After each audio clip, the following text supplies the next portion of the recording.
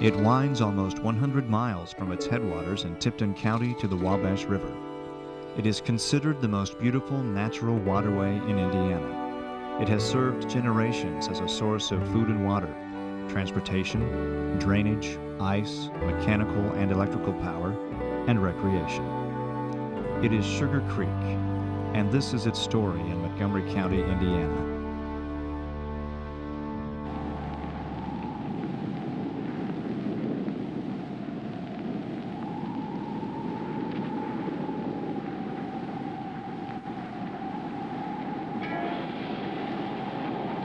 Sugar Creek is a creation of the Ice Age.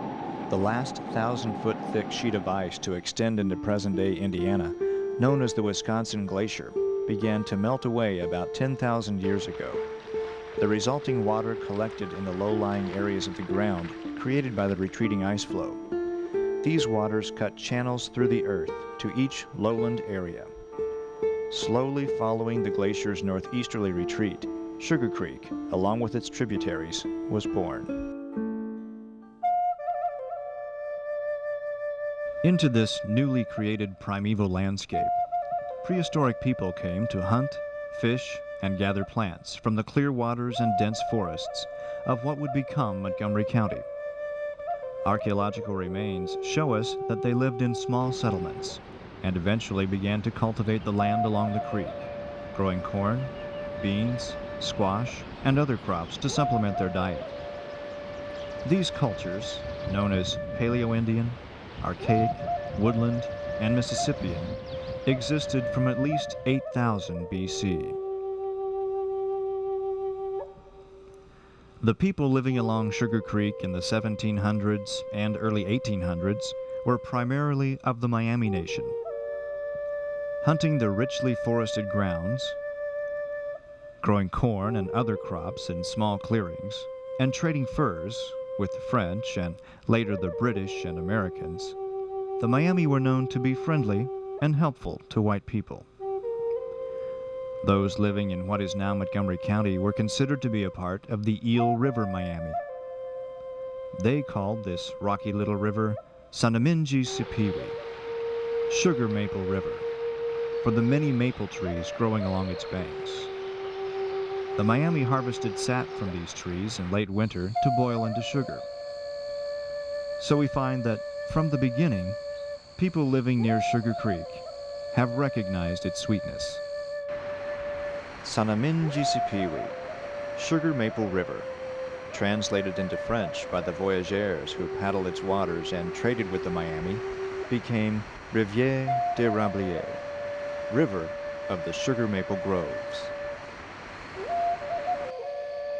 To the English-speaking people, it was simply Sugar River, Sugar Tree Creek, or Sugar Creek.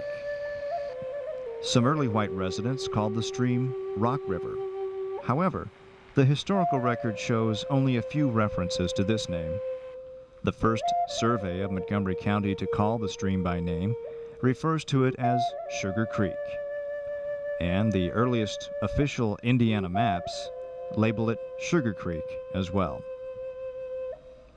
Considered a part of the United States following the Revolutionary War, Sugar Creek became a part of the Northwest Territory in 1787 and a part of the Indiana Territory in 1800. My great-great-grandfather was Henry, and he'd been a lieutenant in Harrison's Rangers. And he and Major Whitlock and Captain Dunn went through here in 1813, just sort of scouting for General Harrison. And this comes down as oral history, but I know it's true. They were walking along the south bank of Sugar Creek, and they came across the springs, and they said to each other, "This is a wonderful spot, and when this war is over, the War of 1812 is over, and we have a chance, we're going to come back here." And that they did. They came back in 1823. Whitlock, Dunn, and Ristine were greatly impressed by the beauty of the location, the potential of the stream to power mills, and the healthy elevation of the bluffs. When Ambrose Whitlock left the Army, he became a federal land agent in Terre Haute. Recognizing the northward trend of settlement, he purchased the area surrounding the old campsite at Sugar Creek and convinced government officials to move the federal office from Terre Haute to his newly platted town of Crawfordsville. Selling land along Sugar Creek at $1 an acre, Whitlock was receiver of public lands, and Williamson Dunn joined him as registrar. Henry Ristine also joined his former comrades in 1823, opening the first tavern in town, which became the center of commerce for the new community. At the time, Crawfordsville was one of the only settlements between Terre Haute and Fort Wayne. Montgomery County's new settlers needed reliable transportation routes to get their farm produce to market and to bring goods into the growing settlement. Sugar Creek was the natural solution. For uncounted years, the waterway had provided an easy route for Indian canoes. Now it would forge a link with the rest of the new nation. 95% of all Americans at the time were farmers, and those in the western states, such as Indiana, needed a solid market to sell their goods. That market was New Orleans, accessed each spring with home-built flatboats drifting down Sugar Creek on the spring rises to the Wabash, Ohio, and Mississippi rivers. Without canals, without railroads, forced to travel roads filled with mud, ruts, and stumps through thick wilderness that led to eastern markets only after the rugged Appalachian Mountains were crossed. Montgomery County's early settlers chose the quicker and easier float-by boat. Flatboats, shallow draft craft that could only go downstream with the current, carried goods down Sugar Creek away from area farms. To bring goods upstream, a narrow, rounded-bottom boat known as a keelboat was required. A few early attempts were made to bring keelboats up Sugar Creek using poles, oars, and ropes to move them along. But the swift current, rocks, and sandbars made navigation challenging. Settlers had to rely on the unreliable roads for incoming supplies. The same current that worked against keelboats coming upstream worked wonders for powering mills. Sugar Creek falls about 5 feet every mile, making it one of the swiftest streams in the state. Many grist mills sprang up along the creek banks, grinding corn and wheat into meal and flour for local farmers. These mills were crucial to the economic success of the developing agricultural economy. Sawmills and woolen mills were also present. The only mill building still standing on the banks of Sugar Creek today is Yunt's Woolen Mill. Built in 1849, this mill was the center of a large manufacturing operation that not only converted farmers' fleece to woolen blankets, but also supplied uniforms to the Union Army during the Civil War. It remained in operation for over 50 years. The early pioneers describe a Sugar Creek much different than today. From its glacial beginnings until the 1850s, Sugar Creek was a clear, deep, swift-running watercourse, crowded with fish of all kinds. At John Stitt's mill below town on Sugar River, there was a fish trap. And in one night we caught 900 fish the first spring we was in the country, 18 and 25. Most of them was pike, walleye, bass, and perch. Some of the biggest pike and walleye measured 2 to 4 foot long and weighed from 12 to 25 pounds. Jacob Cox. By 1860, the great dense woodland that covered Montgomery County was all but gone, having been clear-cut with the axe and plowed under. The loss of such trees with their endless root system that held back soil erosion led to the shallowing of Sugar Creek, as topsoil washed away with each rain from the newly cleared land, ending up as a building layer of silt on the creek bed. Montgomery County pioneers removed the old-growth forests to develop some of the richest farmland in the state, but the farming methods of the early 19th century paid little attention to soil and water conservation. Crop rotation and livestock pasturing practices were not yet fully accepted or understood, and there was little thought given to the long-term effects of land usage on the Sugar Creek watershed, which stretches well beyond the county lines, draining the entire west-central portion of the state. While the waters of Sugar Creek were serving the needs of a growing agricultural community, a much rarer natural resource was catching the attention of those in the scientific community of the 1800s. Long before the glaciers that created Sugar Creek came, about 350 million years ago, Montgomery County was covered by a shallow inland sea. Living among prehistoric sharks and shellfish in this underwater environment, a little plant-like animal known as the crinoid thrived here. It resembled a starfish turned upside down, with a stem attached to its back, reaching down to the seabed. As geologic ages passed, the seafloor that held the crinoids turned to stone, and these so-called sea lilies became fossils. When Sugar Creek appeared and cut its way through layers of solid rock, its waters uncovered remarkable crinoid fossils. Crawfordsville resident Edmund Hovey and his son Horace began collecting crinoid fossils along the creek in the 1830s and 40s. Collecting crinoids soon became a commercial enterprise. By the early 1900s, elaborate crinoid mining operations were being conducted along Sugar Creek to locate the rare and valuable specimens. Good examples of the fossils remain valuable to collectors today. Sugar Creek crinoids are considered to be among the finest examples ever found. Fossils from Montgomery County are a part of collections at Harvard, Yale, and the Smithsonian Institute, as well as universities and museums throughout the world. The 19th century saw Sugar Creek provide both the oldest and newest of gifts. While crinoids were being mined along its banks, Sugar Creek waters began lighting up the lives of Montgomery County residents by helping to power the state's first city-owned electric company. Crawfordsville Electric Light and Power brought electricity to the county seat in 1891. 16 years later, the Indianapolis, Crawfordsville, and Western Traction Company built its own electrical plant on the creek to power interurban rail cars to and from Indianapolis, small Montgomery County towns along the route, and the Crawfordsville streetcar system. Though the old interurban powerhouse is gone, without the water of Sugar Creek, CEL&P would be powerless, leaving today's Crawfordsville residents in the dark. The industrialization of America changed our society in many ways, including the way we think about recreation and leisure time.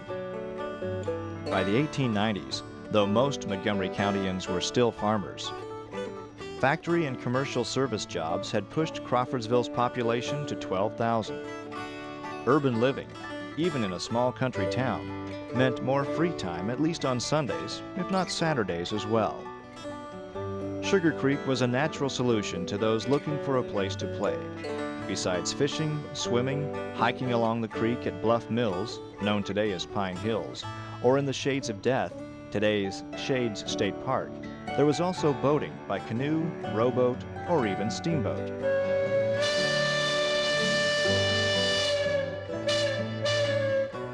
At least 2 steamboats plied the waters of Sugar Creek in the early 1890s and 1900s. The Rock River Belle and the Sunday Maid were pleasure craft, built to provide local residents with scenic excursions up and down the creek. Recreation opportunities grew with the 20th century as commercial lodges and cabins developed creekside, along with community parks. One example was Riverside Park at Darlington, where band concerts, ice cream socials, Sunday picnics, and family reunions were held each weekend from May to October. I used to have a camp group that I ran in the summers in late 30s. And the kids camped out there. They still talk about it, though they're 70 years old.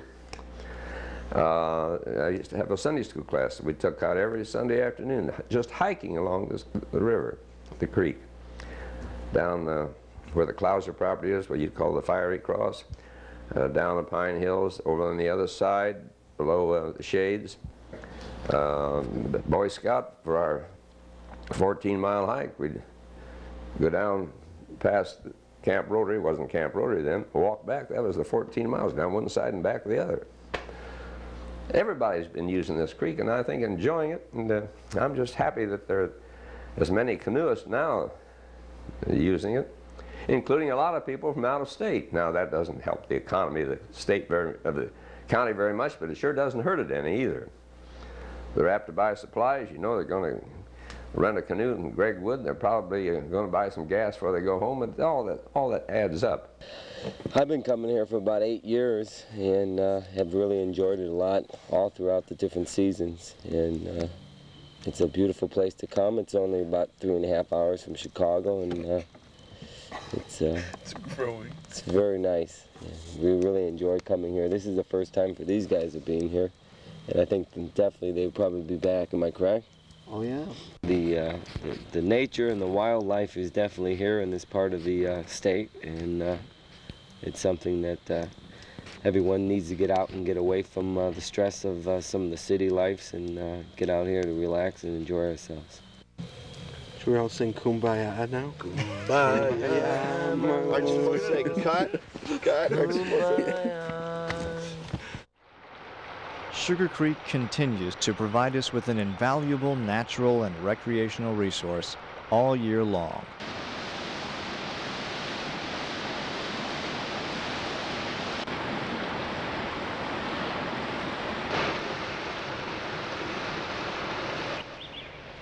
The floods of early spring provide a wide-eyed wake-up call from winter to county residents.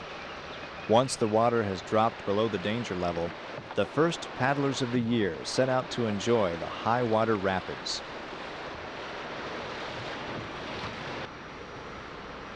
Sugar Creek is one of the most popular Indiana streams for canoeing. Its gently swift waters, beautiful natural scenery, and historic structures appeal to many. The canoeing season officially begins each year with the Sugar Creek Canoe Race. Sanctioned by the United States Canoeing Association, this race has offered avid paddlers the challenging spring waters of April since 1963. Canoeists from all over the United States, including former Olympic champions and future hopefuls, come to Montgomery County to kayak and canoe the 10 and 16-mile courses. Springtime is also when dedicated anglers begin searching Sugar Creek for the elusive smallmouth bass and other fish. And for those who simply enjoy the sights, smells, and sounds of spring, Sugar Creek abounds in renewed natural beauty. Summertime sees the highest levels of recreational activity. Rental canoes busy the waters from Crawfordsville to Deers Mill. Fishermen pulled their catches from deep holes, and kids tube, swim, or splash along on a hot, humid Indiana afternoon. Summer is also a special time for the amateur naturalist in all of us. Wildflowers and wildlife abound, and those who are silent and patient are often rewarded with a special view on the banks of Sugar Creek. Of course, autumn in Montgomery County would not be the same without the brilliant colors of Creekside. The yellow-orange glow of sugar maple leaves appropriately seem to last the longest, before falling into their namesake for a long and gentle journey downstream. While most are content to leave Hoosier winters to themselves, those who venture out into the chill often find the freshly frosted landscapes of Sugar Creek will warm them deep inside. Though many kinds of fish and animals are no longer found in Montgomery County, the wildlife remaining on Sugar Creek is a wonderful example of the adaptability of an ecosystem under pressure. Canada geese, green heron, and great blue heron, turkey vultures, red-tailed hawks, kingfishers, and many different kinds of owls and ducks are found circling high above, fishing or floating along. Songbirds of all description make the creek a temporary or permanent home. And even wild turkeys, ospreys, and an occasional bald eagle may be seen keeping vigil here. White-tailed deer, coyote, raccoon, beaver, muskrat, fox, possum, and squirrels are ever present in the water's reflection, leaving their tracks behind for all to see. At the water's edge, you'll find turtles, frogs and future frogs, toads and snakes, leading their amphibious lives, sharing their shoreline with the ever-populous insect world, from water bugs to winged wayfarers. While under the ripples and reflections, mussels and crayfish face the currents with smallmouth bass, sunfish, quillback, shad, gar, carp, multiple minnows, and many more. Rock bass are quite common. You will have a few striped bass, or white bass I should say. Then a lot of suckers and red horse, probably 6 or 7 or 8 species of those will be there. And then a lot of darters, including some in the past have been taken, are now endangered species. Some we haven't seen recently, but we suspect they may be there in small numbers. Mad toms, yellow bullheads, channel catfish. There's a whole big variety. You could go, and if you could completely assess from a single pool and riffle in the middle Sugar Creek, you would probably find between 40 and 50 species of fish. Stretching up from its banks and reaching out over its surface, Sugar Creek is blessed for most of its route with tree-lined shores.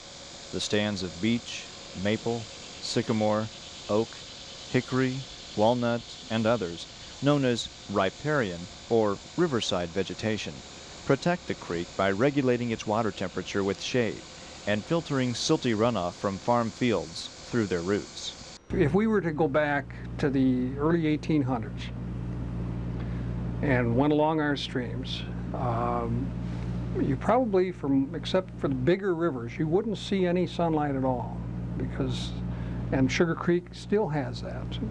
It has a canopy of riparian trees that have crowns that go out the open areas and shade the whole stream. And that riparian zone is absolutely critical to the health of a stream. Flipping the coin, if I came in with modern day equipment to early 1800s Indiana and wanted to do maximum damage to the stream intentionally, what I would do is pick a bulldozer and I would go along the sides of the stream and I would bulldoze, I would cut all the trees and I would bulldoze that whole mess in a corridor. I don't know how wide. That would essentially change that stream. Even though the rest of the watershed, the rest of Indiana would be completely clothed with trees, if I wanted to do that. Now, what we have had happen in that, 150, 175 years has been the clearing of land away from the streams into fields, and that riparian protection has been gradually eroded. It goes back and forth, but for a lot of our streams, it consists of only a very thin band. And as soon as that band goes, well, you've got essentially what I described earlier. You've got no protection from what goes on beyond the banks. And not only is the shade important from a heating of the water standpoint, but it also is important from a standpoint of dissolved oxygen balance. It's important from the standpoint of intercepting eroded materials and leach materials, including nutrients and pesticides and herbicides that come from the fields flanking it. That narrow band of vegetation is the buffer between agricultural fields and the water itself. And it's extremely important. Everything we find out about it emphasizes the importance of maintaining a continuous riparian vegetation zone. We don't know exactly how wide it should be, but it should certainly be wider than probably 50 feet, although it depends on the size of the stream, I guess, too. for very tiny streams, why any riparian vegetation is helpful. We have a discontinuous riparian zone, and at least in the streams that I have studied, we don't have good riparian protection. And this is something that we really need to work at, I think, to reestablish if we want to have good, healthy stream and lake ecosystems. Along with the traditional Indiana hardwoods in the stream's riparian zone, white pine, Scotch pine, and even hemlock trees appear along Sugar Creek. The hemlocks are especially unusual, appearing at Pine Hills Nature Preserve, perhaps the most diverse natural area in the state, and increasing their numbers further up the creek each year. Usually hemlocks are found at least 150 miles further north. The hemlocks of Montgomery County are yet another gift from Sugar Creek's glacial beginnings. You can read the history of the creek along its shoreline. Its waters have carved through rock and ridgeline to expose geologic patterns hundreds of millions of years old. The canyons, formations of limestone, and shale along Sugar Creek are no less impressive, on a smaller scale, than their red rock cousins of the Southwest. This creek is a geologist's, biologist's, and naturalist's dream. Sugar Creek is a natural gem, but it is not without flaws, all of which are man-made. Those who fish here are warned not to eat their catch. Those who swim here do so at their own risk. The development of our modern world has left our natural resources in peril, and Sugar Creek is no exception. It is contaminated daily. Factory discharges, heavy metals, lead, cyanide, runoff from farm chemicals, manure from livestock feedlots, trash dumping, accidental toxic spills, irresponsible disposal of sludge, untreated human waste, concrete dumping, storm sewer discharge, and simple, persistent soil erosion have all combined to pollute our greatest natural resource. PCBs are now found in its waters. Algae reaches unhealthy growth levels at times, and entire species of fish have vanished from Sugar Creek, perhaps never to return.